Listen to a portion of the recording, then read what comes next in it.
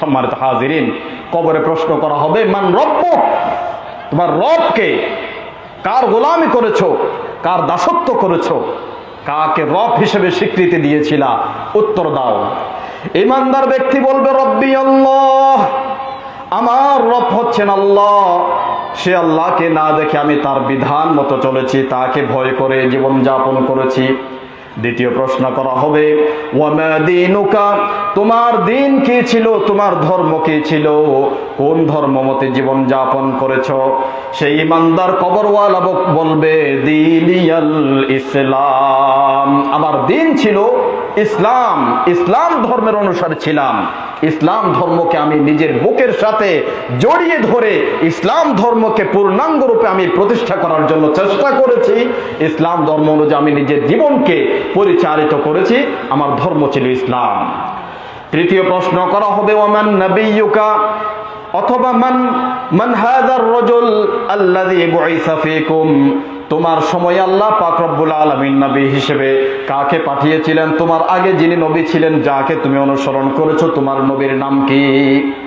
সেই ঈমানদার কবরওয়ালা সাথে সাথে ঈমানদার যদি হয়, সে উত্তর দেবে নবিয়ুনা মুহাম্মাদুর রাসূলুল্লাহ সাল্লাল্লাহু আলাইহি ওয়াসাল্লাম, আমার নবী মুহাম্মদ সাল্লাল্লাহু আলাইহি ওয়াসাল্লামকে ভালোবেসেছি, মুহাম্মদ সাল্লাল্লাহু আলাইহি ওয়াসাল্লামের আদর্শ গ্রহণ করেছি, তার সুন্নাহকে ফলো করেছি, তার দেখানো জীবন পদ্ধতি গ্রহণ করে আমার জীবনের প্রতিটা রন্ধ্রে রন্ধ্রে রাসূল পাকের সুন্নাহ দিয়ে সাজিয়েছিলাম।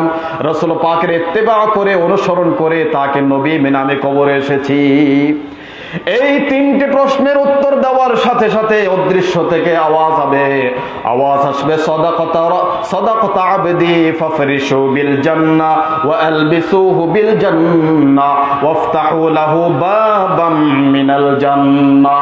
আল্লাহ পাক রব্বুল আলামিন বলবেন, আমার বান্দা সঠিক বলেছে, সত্য বলেছে, সঠিক উত্তর দিতে সে সক্ষম হয়েছে, তার জন্য জান্নাত থেকে পোশাক এনে পরিয়ে দাও, জান্নাতের পোশাক তাকে পরিয়ে দাও, তার কবরটাকে জান্নাতের বিছানা দিয়ে বিছিয়ে দাও, এবং তার কবর থেকে জান্নাত পর্যন্ত জানালা তৈরি করে দাও, তার কবরটাকে জান্নাতে রূপান্তরিত করে দাও। আলহামদুলিল্লাহ, এই হচ্ছে আমাদের চাওয়া পাওয়া, সেই জান্নাতের পরিবেশ, সেই সন্তুষ্টি, সেই প্রশ্নের উত্তর যাতে আমরা দিতে পারি। সেই জন্য এই পৃথিবীতে একটু কষ্ট স্বীকার করা দরকার, 60-70 বছর, বেশি না। রাসূল পাক সাল্লাল্লাহু আলাইহি ওয়াসাল্লাম বলেছেন যে আমার উম্মতের অধিকাংশ মানুষ হায়াত পাবে 60 থেকে 70। কত বছর? 60 থেকে 70 বছর হায়াত পাবে। এটা কে বলেছেন?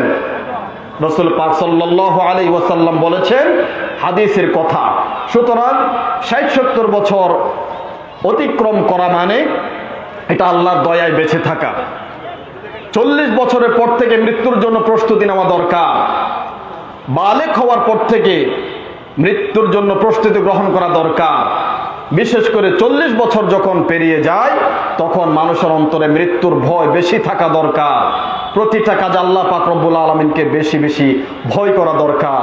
সম্মানিত হাজিরিন, আল্লাহ পাক রব্বুল আলামিন আমাদেরকে তার প্রিয় বান্দা হওয়ার, আল্লাহ পাকের গোলামি করার, জীবন থেকে, জীবনের শুরু থেকে মৃত্যু পর্যন্ত আল্লাহ পাকের দাসত্ব করার, প্রতিটা কাজে, প্রতিটা কর্মে, প্রতিটা মুহূর্তে, প্রতিটা স্থানে, প্রতিটা পয়েন্টে আল্লাহ পাক রব্বুল আলামিনকে ভয় করে আল্লাহ পাকের সন্তুষ্টি অর্জন করা, দিন ও মানবতার জন্য নিজের সম্পদ, নিজের সবকিছু, মেধা, সবকিছু উৎসর্গ করার, বিসর্জন দেওয়ার, সর্বোপরি ঈমান নিয়ে যাতে আমরা কবর যেতে পারি, এবং কবরে যেন আমরা সওয়ালের জবাব দিতে পারি, এবং আল্লাহ পাক রব্বুল আলামিনের সামনে যেন আমরা আল্লাহ পাকের একজন প্রিয় বান্দা হিসেবে উপস্থিত হয়ে আল্লাহ পাকের রহমত প্রাপ্ত হয়ে আমরা যেন জান্নাতে প্রবেশ করতে পারি।